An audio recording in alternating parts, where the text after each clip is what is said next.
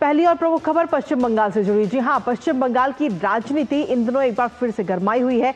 राज्य के governor CV आनंद बोस ने राष्ट्रपति द्रौपदी मुर्मू को डिटेल रिपोर्ट सौंपी है, जिसको लेकर कहा जा रहा है कि इस रिपोर्ट में बंगाल की हालत, कानून व्यवस्था का पूरा जिक्र इसमें किया गया है और इस रिपोर्ट के बाद में सियासी गलियारों में भी हलचल मची हुई है। तो वहीं तृणमूल कांग्रेस यानी टीएमसी तो इतना घबरा गई है कि कल्याण बनर्जी सीधे गवर्नर को देख लेने की धमकी भी देने लगे हैं। इसके बाद गवर्नर भी अब खुलकर सामने आ गए हैं और पश्चिम बंगाल के गवर्नर सीवी आनंद बोस ने कहा है कि सभी मामले तय किए जाएंगे।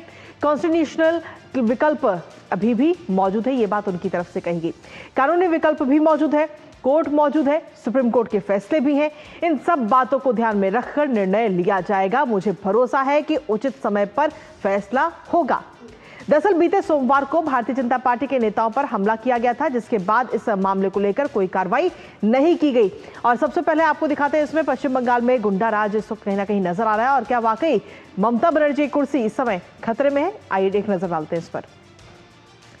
दरअसल ये सवाल इसलिए उठ रहा है क्योंकि भारतीय जनता पार्टी के नेताओं पर जो हमला किया गया उससे राज्यपाल काफी गुस्से में हैं और उनके कई सारे बयान भी इस समय सामने आ चुके हैं। 24 घंटे का अल्टीमेटम उनकी तरफ से दिया गया है। राज्यपाल सीवी आनंद बोस ने डेडलाइन दे दी है और 24 घंटे में आरोपियों की गिरफ्तारी की जाए, ये बात और ये डेडलाइन इस समय दी गई है सीवी आनंद बोस की तरफ से। साथ ही आपको बता दें कि अभी तक जो आरोपी है वो पकड़ से बाहर है। गवर्नर ने ममता सरकार को सीधे तौर पर ये वार्निंग कहें या अल्टीमेटम कहें, 24 घंटे का समय दिया है और साथ ही कहा है कि एक्शन ना होने पर संवैधानिक कार्रवाई का भी विकल्प है। ये बात राज्यपाल की तरफ से कही गई। साथ ही आपको बता दें कि तुरंत कानून व्यवस्था बहाल करे ममता, ये बात कही राज्यपाल ने। राष्ट्रपति से भी मुलाकात की है और मौजूदा कानून व्यवस्था से पूरा अवगत कराया है कि पश्चिम बंगाल में अभी फिलहाल की क्या कुछ व्यवस्था है, कानून व्यवस्था किस तरीके से बिल्कुल चरमरा गई है, वहां पे मौजूदा कानून व्यवस्था से अवगत कराया। साथ ही घटनाओं की जो तथ्यात्मक रिपोर्ट है वो भी राष्ट्रपति को सौंपी है राज्यपाल सीवी आनंद बोस ने और कहा है कि हिंसा और भ्रष्टाचार मुक्त बंगाल सबसे पहली प्राथमिकता है। दरअसल आपको बता दें कि बीते सोमवार को बीजेपी सांसद और विधायक पर यह हमला हुआ था और नेताओं पर जब यह हमला हुआ तो तमाम सवाल खड़े होने लगे।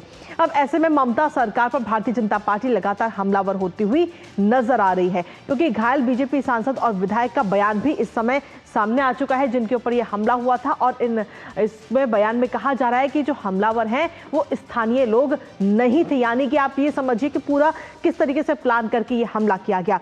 साथ ही ममता बनर्जी के आरोपों को भी इनकी तरफ से खारिज किया गया।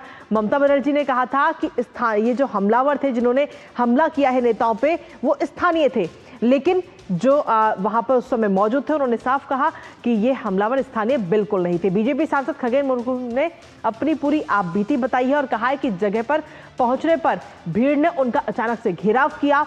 हमलावरों ने कहा कि वो दीदी और टीएमसी के लोग हैं। इस तरीके के बयान वहां पर सामने आए, वहां पर सुने गए और बीजेपी का यहां पर कोई काम नहीं है, ये बयान हमलावरों की तरफ से दिया गया। हमले के पर्याप्त सबूत भी मौजूद हैं। सुकांत मजूमदार ने भी सीएम से इस्तीफा मांगा है और राज्य में सरकारी तंत्र पूरी तरह से विफल इस समय नजर आ रहा है।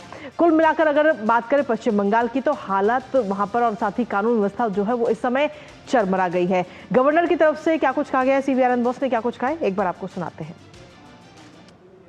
Last few days, what we saw on the streets of Bengal by way of natural calamities and man-made atrocities is something which is shocking.